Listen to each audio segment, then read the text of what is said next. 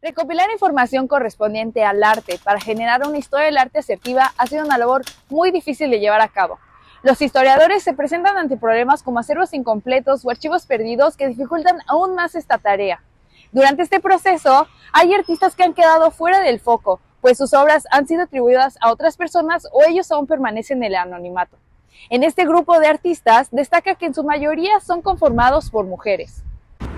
Para poder conocer el nombre o la trayectoria de una artista mujer, es necesario remontarnos casi hasta el siglo XIX, y aún así con casos muy excepcionales, pues incluso tuvieron que pasar alrededor de 100 años hasta que la historiadora norteamericana de arte Linda Nochlin se hiciera la pregunta: ¿por qué no han habido grandes mujeres artistas? Una pregunta que nos lleva a cuestionarnos y ampliar un poco nuestro horizonte sobre cómo estamos percibiendo la historia del arte, además de someterla a un nuevo análisis.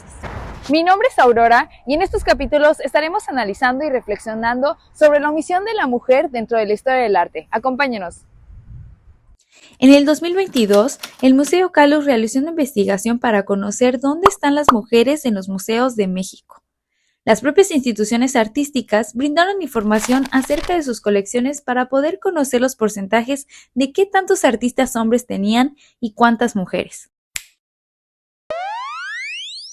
De las 8 instituciones investigadas y con muy bajos porcentajes, el Museo Universitario de Arte Contemporáneo encabezó la lista teniendo que un 25% de artistas dentro de su colección son mujeres. De aquí los resultados van disminuyendo conforme avanzamos, siendo que el mismo Museo Calus solo logró llegar a un 15.12% de mujeres artistas dentro de su colección. Museos que apenas se alcanzan un 10% o están debajo de esto, resultan tener números alarmantes, pues si los ponemos en perspectiva, como es en el caso del Museo Nacional de Arte, tiene un total de 443 artistas dentro de su colección, de los cuales 400 son hombres y solo 43 son mujeres. Si los mismos museos propios encargados de exhibir el arte no están incluyendo a las mujeres actuales y de la historia, ¿cómo esperamos que se les conozca?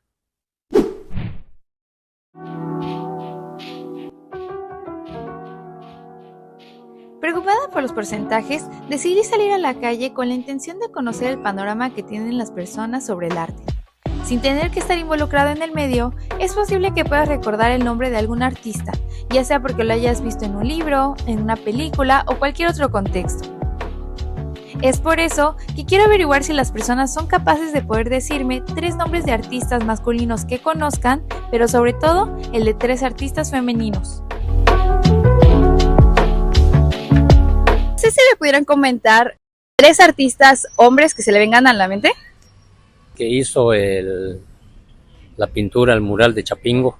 Decías, pues está Velázquez, está Gauguin. Bueno, el que es de mi tierra, yo soy de Jalisco, que es David Alfaro Siqueiros. Claro. Van Gogh, el más famoso. ¿Ok? Hay otro que en Chetumal, en la primera escuela primaria, creo que es Rómulo Rosso. Rómulo Rosso, sí. Ajá. Sí. Y uno muy famoso internacionalmente que pintó la Gioconda es Leonardo da Vinci. Rembrandt. Rivera. Da Vinci. Otro muy famoso aquí en México, que es José Clemente Orozco. El que hizo aquí Pacheco, el del mural. Castro Pacheco. Ajá. Ok, son 3. Te di uno nacional y dos peninsulares. Hasta aquí vamos excelente. Todos han podido mencionarme 3 artistas masculinos, incluso hasta su lugar de origen, y reconocerlos por algunas de sus obras o aportaciones. Pero bueno, tal y como ellos dicen, son artistas muy famosos, así que está un poco fácil, ¿no? Veamos cómo les va al mencionar a las mujeres. Y si me pudiera mencionar 3 pintoras mujeres, por favor. Mujeres. De pintoras así real de nombre, no sé. Frida Kahlo. Frida Kahlo. Se me vino en mente ahorita esta Frida Kahlo, la tan Ok. malograda en los accidentes y toda la cosa. Marta, la que pinta las manzanas. Dolores Varo. Solo se me viene a la mente Frida Kahlo. No me acuerdo. Era mexicano, pero no me acuerdo. Hasta ahí quedo, porque sí me agarras en curva. Y creo que tú pintas. Ay, no recuerdo otras. Fíjate, es el colmo. Me acuerdo más de hombres que de mujeres. Te podría decir varios hombres, pero mujeres no me acuerdo. Lamentablemente sus respuestas no resultan sorprendentes, pues si ya vimos que no las encontramos en los museos, que no nos las enseñan en la escuela y que tampoco las encontramos en los nombres de edificios representativos, ¿cómo esperamos que la gente las conozca en su contexto? ¿O acaso ellos ya habían notado la falta de mujeres artistas en todo lo que nos rodea? Fíjate que realmente ahorita me hiciste pensar. No me había puesto a pensar. Sí. Es cierto, digo, vas a los museos y encuentras cantidad de lienzos de pintores hombres en cualquier museo del mundo, pero de mujeres, francamente, no. Y las mujeres, por historia en México, han sido las relegadas de la revolución, independencia. Lo que pasa es que efectivamente la mujer pintora fue hasta muchísimo tiempo después, cuando realmente pudo, como en libros, pudo firmar como ella.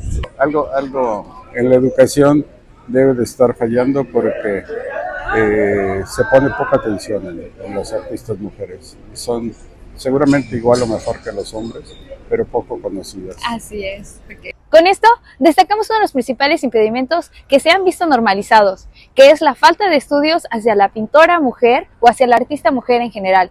¿Por qué no las estudiamos? ¿Por qué no las encontramos en los libros de texto? ¿Y por qué no tenemos su perspectiva en toda esta historia que se ha escrito? Tenemos la mirada masculina, ¿y qué pasaría si la completamos con esta mirada femenina en la que podemos tener un entendimiento total de cómo han sido los ciertos movimientos, ciertas técnicas o ciertas escrituras? Pero esto no se trata de una pelea de géneros o una batalla entre decidir qué artistas son más talentosos, son más conocidos o han tenido más cosas, sino que es un problema colectivo en el que ambos géneros han contribuido, pero tienen como punto central nuestro contexto como sociedad.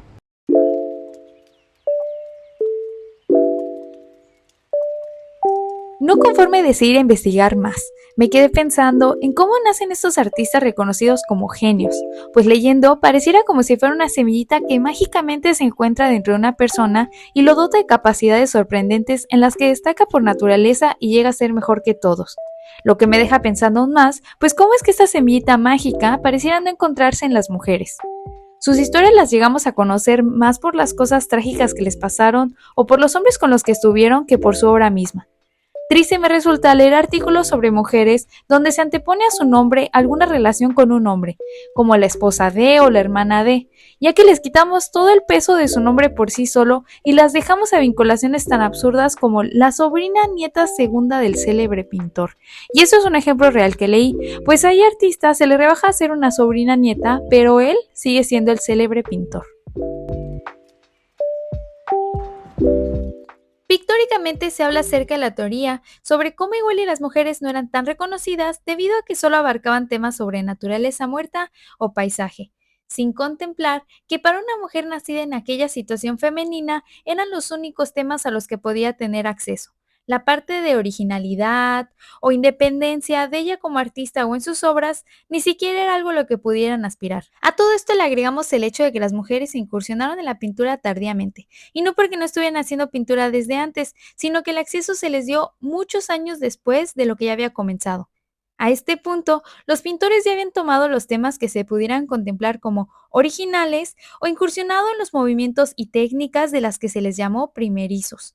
No obstante, nunca tuvimos este avance femenino del que también estuvo a la par, pues no se les daba la oportunidad. A todo esto hay un punto en común a resaltar, que es la manipulación de la historia. ¿Cómo estamos contando las cosas? ¿Por qué favorecen a unos e ignoran a otros? Hay muchos casos en los que la historia ha sido contada de tal manera en la que no podemos ver las cosas que realmente son importantes. Entre ellos destacan muchos casos sobre las historias de las mujeres. Nos encontramos con casos como en el movimiento del muralismo, del que son principalmente reconocidos David Alfaro Siqueiros, Diego Rivera y José Clemente Orozco, pero poco se habla de artistas como Aurora Reyes, quien fue reconocida como la primer muralista mujer, tratando temas sociales e históricos en sus murales y destacando en la enseñanza artística. Es incluso el mismo Luis Echeverría quien un día le ofrece convertirse en la primer mujer directora de Bellas Artes, pero ella le contesta que no hacía tratos con asesinos y le cierra la puerta en la cara, acto que pagó muy caro ya que terminó siendo vetada de la historia del país y su obra yace en el abandono. Dentro del muralismo también está Rina Lazo, quien durante un tiempo fue ayudante de Diego Rivera y participó en varios murales de él como Sueño de una tarde dominical en la Alameda Central o los murales en el Cárcamo del río Lerma. Lo que resulta curioso, ya que uno de los comentarios a manera de desprestigio que se le suele hacer a la obra de Frida Kahlo es que Diego le ayudaba a terminar sus cuadros, cuando el mismo Diego Rivera tenía gente que también lo hacía por él. Si nos ponemos a pensar en por qué estas artistas no contaban con espacios más importantes para su obra o por qué no las encontramos fácilmente, recordemos que artistas como Rina tuvieron que enfrentarse al egoísmo y la competencia desleal que manejaban, así como a la discriminación y menosprecio por el trabajo de las mujeres. Narra una experiencia en la que, acompañada de su esposo Arturo García Bustos y el pintor Arturo Estrada, solicitaron muros en las instalaciones del metro para hacer obra mural. Ya habiendo solamente 2 muros disponibles, se les fueron otorgados a los 2 pintores sin siquiera considerar a Lazo en la elección. Así como el caso que vivió la famosa pintora María Izquierdo, quien había firmado un contrato para decorar un mural en el Palacio Departamental del Distrito Federal, pero el trabajo le fue boicoteado y cancelado, ya que tanto Rivera como Siqueiros intervinieron para sugerir que en esos muros se les debería dejar a artistas que ellos consideraban como mejores o con más experiencia. Internacionalmente en la historia encontramos artistas como Sofonisba Anguissola, que tuvo la misma formación artística que Miguel Ángel, pero fue obligada en un comienzo a quedarse en las artes menores. A pesar de ahora ser reconocida como la primer mujer pintora de éxito del Renacimiento, sus obras aún se le llegan a atribuir al pintor Alonso Sánchez Coelho o al Greco. En estas atribuciones erróneas, también quedó el caso de Judith Leister, pintora que logró crear su propio taller en donde ella era la mentora y sus aprendices eran los varones. No obstante, al morir, todas sus obras de naturaleza muerta y retratos fueron atribuidos a la autoría del pintor Franz Hals y a su marido, consecuencia de los coleccionistas que creían así podrían sacarle más provecho a las obras. Tuvieron que pasar al menos 2 siglos después de la muerte de Leister para que se le diera su autoría y solo así empezar a cuidar su legado. Con esto podemos ver que no importa qué tan grande haya sido su obra, las mujeres son las únicas que siempre terminan opacadas por su historia personal. Resulta muy curioso, pues al hacer esos señalamientos sobre la vida privada de las mujeres, somos muy imparciales. Pues cómo es que en artistas de renombre como Picasso, generalmente leemos en cómo fue una eminencia al crear su primer pintura a los 8 años o sobre sus pinturas cubistas, pero nunca leemos sobre el abuso y violencia que ejercía en sus parejas sentimentales, además de que siempre las abandonaba por una infidelidad o iniciaba relaciones con niñas de 17 años cuando él ya tenía 47 años de edad. Esto nunca se relacionó a su obra o fue juzgado por ello.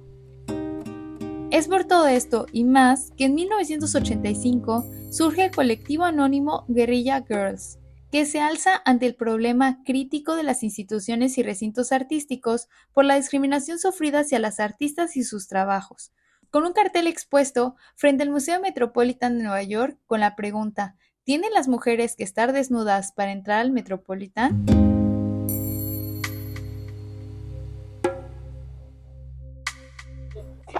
Esa pregunta fue hecha en 1985. Sin embargo, estamos en 2023 y como podemos ver al comienzo, los porcentajes no han aumentado demasiado. Reconocemos estas pinturas representativas que han sido caracterizadas como sensibles, delicadas, con mensajes de fertilidad, poderosas, femeninas o hasta revolucionarias. Pero son estos mismos adjetivos utilizados para hacer a un lado la obra de la mujer, que resulta ser demasiado femeninas, que son delicadas o que su mensaje es sobre empoderamiento. Es imposible saber a simple vista si una obra ha sido realizada por un hombre o por una mujer, Entonces, ¿cómo explicamos que si dos artistas que se desarrollan en el mismo contexto, bajo los mismos estudios, pintando los mismos temas, solo uno de ellos será catalogado según bajo una feminidad? Ya que si realmente existiera tal característica, entonces no se hubieran podido llevar a cabo tantas usurpaciones de autoría con tanto éxito. Con todo esto solo me quedan dos preguntas más. ¿Qué tanto sabemos o escuchamos acerca de estas mujeres dentro de nuestro contexto y de qué manera podemos seguir haciendo relevante su importancia dentro de la historia del arte en México?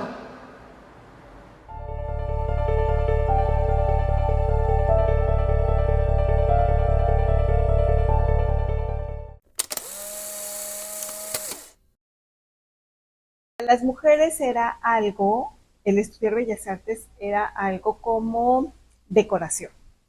No nada más estudiaban pintura, también estudiaban música, canto, declamación, ¿no? Entonces, era una manera de hacerlas más atractivas para poderse casar. Entonces, la introducción al estudio de la pintura era muy, no era profesional, vaya, no era dentro de una academia. Aparte, bueno, para el caso de Yucatán, la academia llegó pues a principios del siglo XIX.